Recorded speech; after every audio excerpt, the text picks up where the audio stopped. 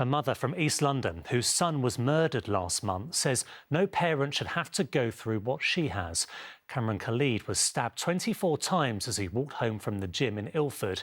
He's the 26th teenager to be killed on the capital streets this year. Cameron's mother, Samina, is pleading for the Prime Minister to think of his own children, saying all young people are at risk. Our political correspondent Simon Harris has been speaking to her. Cam always had a cheeky smile. Such a lovely boy. 2.5 weeks after her son's death, Samina takes some comfort from the cards and messages. Cameron Khalid was the 26th teenage Londoner to die from stab wounds this year. I think I went through every emotion there was, from originally in denial that it can't be my son and it must be mistaken identity. I just don't wish any mother to having to go through that. And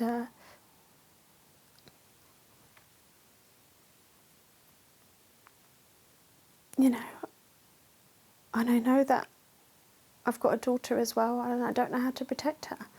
And if I don't do anything, who's next? Cameron was attacked in Ilford, not far from his mum's home. 3 people, including a 15-year-old, have been charged with his murder. Cameron once had dreams of being a professional footballer, but he also wanted to succeed as a businessman. He was such a loving boy, funny, cheeky, full of life, energetic. Samina's experience has convinced her to become a campaigner against knife violence. Why are these knives so readily available? You know, these are not kitchen knives that they're using. These are assault knives. Why does anybody, unless you're in an occupation that you require a knife, why do you need to even be buying them, carrying them? You've said you want to meet the Prime Minister. I would like to know what he's going to do as a parent, you know, and because he's in the position as a Prime Minister, I want to ask, what is he doing? How is he going to safeguard his children? Cameron's family understandably would like to know why he was a victim of London's knife crime epidemic. His mum realises that almost certainly that means waiting until the outcome of a court case next year. Simon Harris, ITV News, Ilford. Well, the financial problems facing TfL will be one of the issues dominating the late debate later. Here's our political correspondent, Simon Harris, with the details. Sadiq Khan chose to present his doomsday scenario for Transport for London on the day the government announced its integrated rail plan, amounting to a £96 billion investment, but all of it in the North and Midlands. So tonight on the Late Debate, we'll be asking if the Mayor is right. Does levelling up amount to dragging down London? Does the plan to create an economic powerhouse in the north pose a threat to the capital?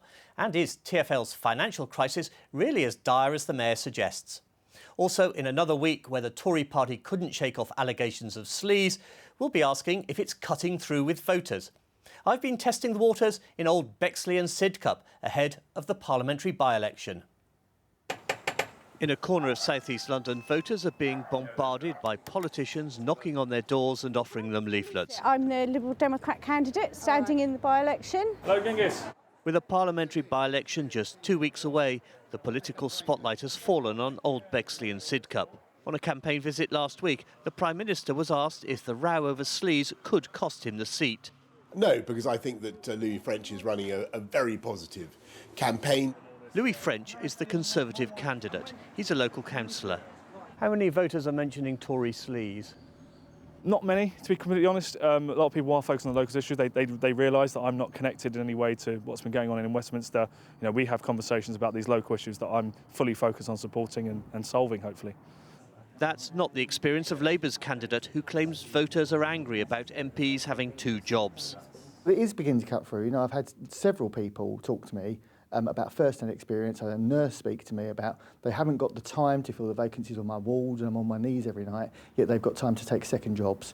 So it is really beginning to cut through in the mood of the people out there on the doorstep. The by-election follows the death of the former Cabinet Minister James Brokenshire, who had cancer. His majority in this slice of the London commuter belt was almost 19,000. Old Bexley and Sidcup has always been a Tory stronghold. But a by-election in Buckinghamshire 6 months ago showed that even seemingly safe seats can change hands. The Liberal Democrat candidate hopes she can repeat her party's success in Chesham and Amersham. People are saying that it seems to be one rule for them, one rule for us. People are fed up. But realistically, you can't win this, can you? I think we can win it. I mean, in 2019... You came third last time. Well, 2019, when I stood as the parliamentary candidate here, I did increase our vote share. The Green Party's candidate has also encountered disillusioned Tory voters. They're concerned that it seems to be that the government is looking after its own rather than actually focusing on what the people need, what the public needs. All of the candidates will be trying to win over Old Bexley and Sidcup's swing voters. I'm very open to who I vote for this time. I'm undecided. I really can't decide. I normally make my own decision at the last minute. We're undecided yet, aren't we? We'll vote Conservative because we always have done so. Might go Labour this time, I don't know. I used to be Conservative, but I'm not sure. The voters of Old Bexley and Sidcup will make up their minds 2 weeks today. Simon Harris, ITV News. And there are 11 candidates standing in the Old Bexley and Sidcup by-election. Polls open at 7 a.m. on Thursday, December the 2nd. This list is also available on our website.